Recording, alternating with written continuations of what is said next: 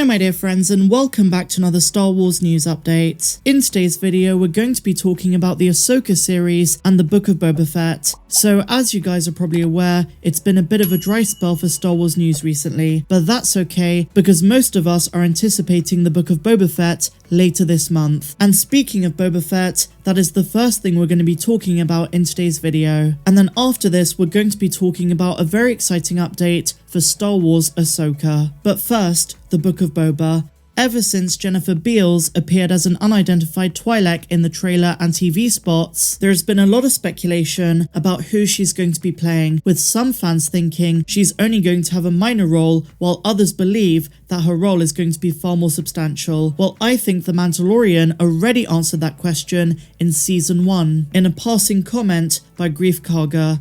In Chapter 3 The Sin, Grief tells Mando to take some time off and relax, and he suggested that he visit the Twi'lek healing baths. While very little information is known about these, they were a sort of spa, but instead of the typical heated pools of water, these baths were bactopods that could heal wounds and injuries, as well as help you relax your entire body. And given that we see Boba Fett in a Bacta tank in the trailer, it would be reasonable to speculate that Jennifer Beals' character is a Twi'lek manager or owner of one of these spots. Now before you tell me that that's an underwhelming answer, and that they wouldn't have hired such a renowned actress to play such a small role, the prospect of her being a Twi'lek manager or owner of one of these baths does not undermine her potential importance. Boba might be seeking out a healing bath when he discovers that this Twi'lek is much more than she lets on. She might have some vital intel for Boba and Fennec, and may be well connected in the galaxy's underworld. She might end up guiding them in the direction they seek, in whatever their quest is going to be.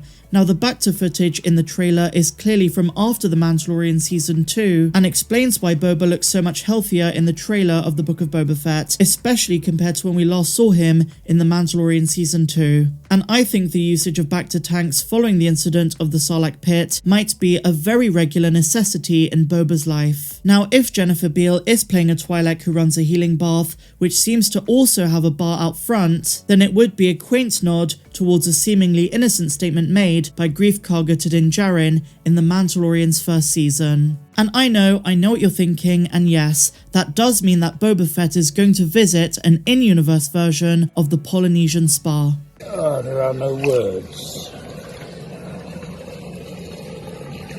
Now that is just my speculation on who she's going to be playing. I could be wrong, but we'll just have to find out. We're just 24 days away. Now we are going to come back to the Book of Boba Fett in a little while, but first of all, let's talk about the Ahsoka series. An early 2021 rumour from KRT or Kessel Run Transmissions stated that Captain Rex would feature in the Ahsoka series. Corey Van Dyke in recent weeks has brought up the subject again and stated that given filming for Ahsoka begins in March, Temuera Morrison is starting growing out his beard to be playing Rex. Morrison has been seen recently sporting some light stubble, and even though it could be just a case of the fact that he didn't want to shave, as Star Wars fans, we like to read into every detail. But 5 o'clock shadow aside, because that isn't too much to go off, it does make sense that Temuera Morrison is preparing to return as Rex in the next few months. During the KRT video earlier in the year, we learned that among the many screen testings conducted for The Mandalorian Season 2, Temuera Morrison sported the Captain Rex helmet. And even though that ended up not being used for The Mandalorian, there were plans to bring back Rex, and he's going to appear in Star Wars Ahsoka. In their own words they say, our sources were saying that they actually saw the armor of Captain Rex, so I think if that's the case, there was probably a screen test for Rex for the Ahsoka series.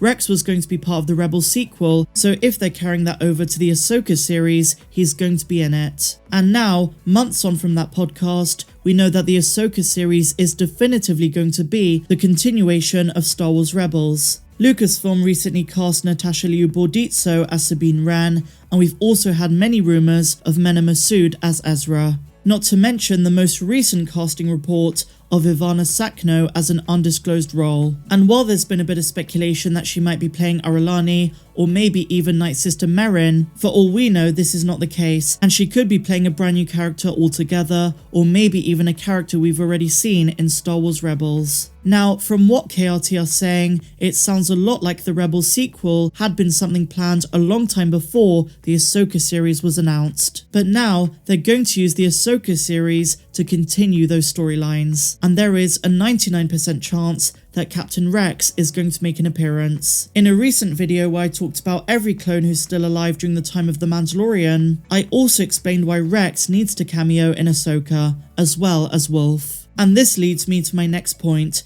Temuera Morrison hopping around show to show is going to be a very common thing for the upcoming Star Wars projects. Apart from the Book of Boba Fett, he will likely play Rex in Ahsoka, Commander Cody in the Kenobi series, and any other surviving clone in live action, the only exception being the Bad Batch, because if they come into live action, they might be modelled around him, but they do have distinctive physical and facial differences. So Tem is going to be a very busy man, and while we might at first glance write off the facial hair as just him not shaving for a day or two, there is a chance he is starting to grow out what's going to be a mighty beard for the Ahsoka series. And I don't know about you guys, but a live action version of Captain Rex is one of the most exciting things to look forward to. And on the subject of Morrison playing multiple clones, while we expect that in the Ahsoka series and Obi-Wan Kenobi, not many of us have considered the possibility of surviving clones appearing in the Book of Boba Fett.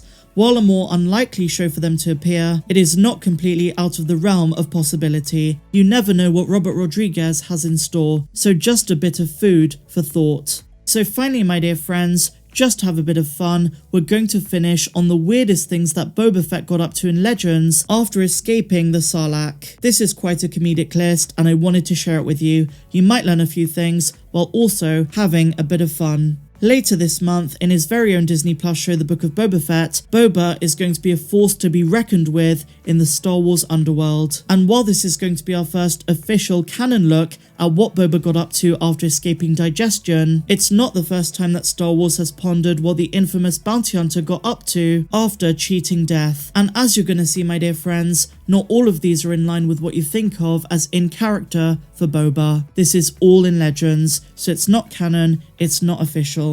The first thing is the fact that Boba fell into the Sarlacc pit a second time. We all know that Boba Fett got out of the Sarlacc, but the version of it we remember in the EU is actually his second escape, because his first attempt was woefully funny. The 81st issue of Marvel's classic Star Wars comic revealed that Boba Fett managed to claw his way out of the monstrous pit just after Return of the Jedi, but was blighted with temporary amnesia following his traumatic ordeal and immediately kidnapped by Jawas. Naturally, these same Jawas also managed to kidnap R2-D2, who was there with Han and Leia. When Han went to rescue the droid, he was horrified to discover Boba Fett aboard the Jawa sandcrawler. After Han Solo tried to liberate R2, he took pity on Boba Fett and tried to help him escape, only for Leia to scream Han's name enough that Fett's memories resurfaced, leading Boba Fett to try and kill Han Solo. Han escaped with R2, leaving Boba and the out-of-control sandcrawler to literally nosedive right into the Sarlacc's mouth.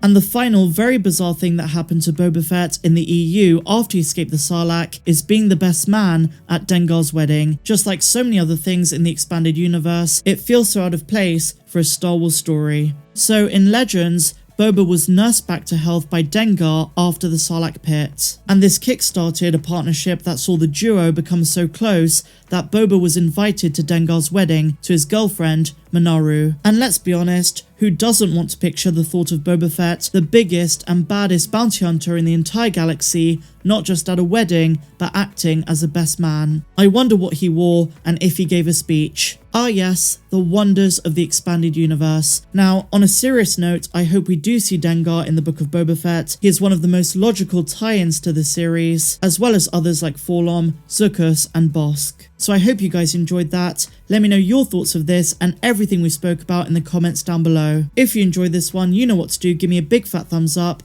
Subscribe to the channel if you're brand new and a massive welcome if you are. And why not consider becoming a patron? The link is down there in the description and you get exclusive videos not found here on YouTube. But otherwise, may the force be with you all. I'm Star Wars Meg and I'll see you tomorrow.